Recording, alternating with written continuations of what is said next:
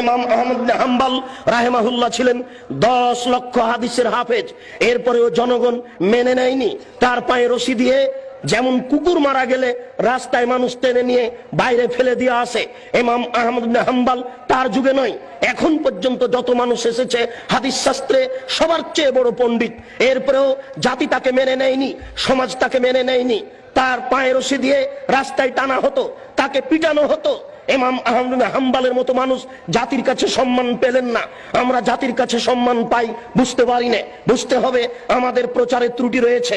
হক বড় তিতা, যা কালকে বলছিলাম, জাতি কেন সম্মান করে, জাতি কেন মূল্যায়ন করে? কই কেউ তো ইট মারে না, ঢেল মারে না, পাটকেল মারে না, সম্মান সহকারে খেতে দেয়। সেই জন্য তো আপনাকে গতকালকে আমি শোনাচ্ছিলাম যে আখেরি মোনাজাতে আপনি হাত তোলার পূর্বে এইভাবে একটু বলুন, তাহলে বুঝবো আপনি হক কথা বলছেন। বুঝলাম আপনি বড় কাজ করছেন, বুঝলাম আপনি বড় হুজুর, অনেক দূর থেকে এসেছেন, আমেরিকা থেকে এসেছেন, লন্ডন থেকে এসেছেন, সৌদি আরব থেকে এসেছেন। আপনি টুঙ্গির আখেরি মোনাজাতে অংশগ্রহণ করবেন, 1 ঘন্টা আপনি মোনাজাতে থাকবেন। সারা পৃথিবীতে মানুষ টিভি চ্যানেলে আপনার মোনাজাতে অংশগ্রহণ করবে। সেই টুঙ্গি থেকে নিয়ে মতিঝিল পর্যন্ত মানুষ একাকার হয়ে আপনার মোনাজাতে অংশগ্রহণ করবে। দেশের নেতা নেত্রী এই মোনাজাতে অংশগ্রহণ করবে। হুজুর আপনি একটু হক কথা বলুন না, আপনি বলুন।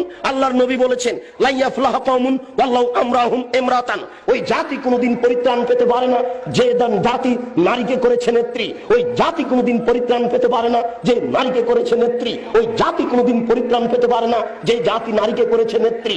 আপনি বলুন দোয়া করার পূর্বে। আল্লাহ রাসূল বলছেন আলী লা তাদুতিম সালান ইল্লা তামাস্তাহু ওয়ালা কাবরান মুসরিফান ইল্লা সাওয়াইতাহু, আলী তুমি ছাড়বে না কোনো উঁচু কবর, সবকে ভেঙে সমান করে দাও। আলী তুমি ছাড়বে না কোনো ছবি মূর্তি, সবকে ভেঙে একাকার করে দাও। আপনি এই বক্তব্য দেওয়ার পরে এবার হাত তুলে দোয়া করুন, দেখা যাবে কত নেতা নেত্রী আপনার দোয়াতে অংশগ্রহণ করে, কত জনগণ আপনার দোয়াতে অংশগ্রহণ করে। আপনি হাত তুলে দোয়া করার পূর্বে বলুন আল্লাহর নবী বলেছেন মান সাদ্দা ফুরজাতান বানাল্লাহু লাহু বাইতান ফিল জান্নাহ। আল্লাহর নবী বলেছেন সালাত আদায় করার সময়তে দুইজনের মাঝে যেই ফাঁকা রয়েছে এই ফাঁকা বন্ধ করে যে আল্লাহ তার জন্য জান্নাতে ঘর নির্মাণ করেন। আপনি বলুন একটু, এরপরে আপনি হাত তুলে দোয়া শুরু করবেন।